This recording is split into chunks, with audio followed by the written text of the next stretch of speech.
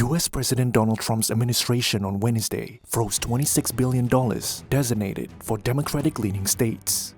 That followed through on a threat to use government shutdown to target Democratic priorities. The actions showed Trump intends to exploit the shutdown to target his political opponents and expand control over the $7 trillion budget established by the U.S. Constitution as the domain of Congress. The frozen funds include $18 billion for transit projects in New York, where the top two congressional Democrats are based. This is the 15th government shutdown since 1981.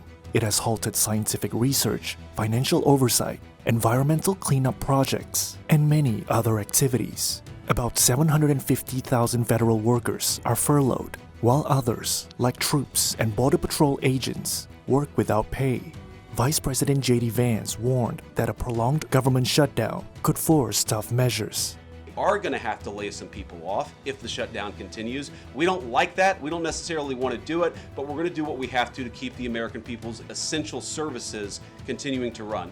Past shutdowns have not led to permanent layoffs. The political standoff has intensified, with both sides trading blame as they position for the 2026 midterm elections. Republicans control the White House. Democrats have labeled the shutdown as blackmail, accusing Trump of exploiting the crisis for partisan gain. They said Republicans were responsible for the disruption as they control the levers of power in Washington. Republicans said Democrats are bowing to partisan pressure to oppose Trump despite backing past spending bills. They repeated the false claim that the Democrats' plan extends health coverage to undocumented immigrants. Georgetown University senior fellow Matt Glassman says a resolution could come when one side fears it's taking the blame, but he says public workers could also have a say. And then that is another aspect of this, is that workers in certain key federal roles aren't just sort of public opinion players, but can actually take steps either through things like wildcat strikes or calling in sick that can affect the quality of government services to such a degree that it forces sort of the hands of politicians.